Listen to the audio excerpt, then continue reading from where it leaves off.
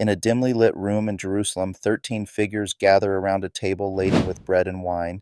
This moment, immortalized by Leonardo da Vinci in his masterpiece, represents far more than a simple meal. The Last Supper stands as one of Christianity's most profound events, yet beneath its familiar surface lie layers of meaning that continue to fascinate scholars and believers alike. The timing of this meal reveals its first hidden significance. Jesus chose Passover, the Jewish festival commemorating freedom from Egyptian slavery, to share this final gathering with his disciples. By transforming the traditional Passover elements into symbols of his own sacrifice, he connected his impending crucifixion to the ancient story of liberation, suggesting a new covenant between humanity and the divine. The arrangement of the participants carries deliberate symbolism. Judas Iscariot, soon to betray Jesus, sits among the trusted disciples, illustrating how betrayal often comes from within trusted circles. Peter, who would deny knowing Jesus 3 times, sits close by, representing human weakness despite genuine devotion.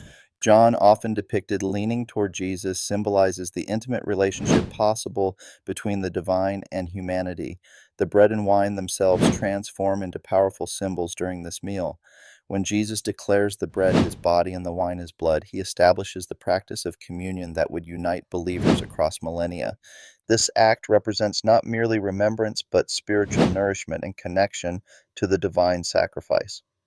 Perhaps most significantly, Jesus washes his disciples' feet before the meal, inverting the expected hierarchy. A teacher serving his students demonstrates that true spiritual authority manifests through humble service rather than dominance. The Last Supper thus emerges as a carefully orchestrated moment rich with theological meaning. It bridges ancient tradition with new covenant, exposes human frailty alongside divine purpose, and establishes rituals that continue shaping faith communities today, making it eternally relevant beyond its historical moment.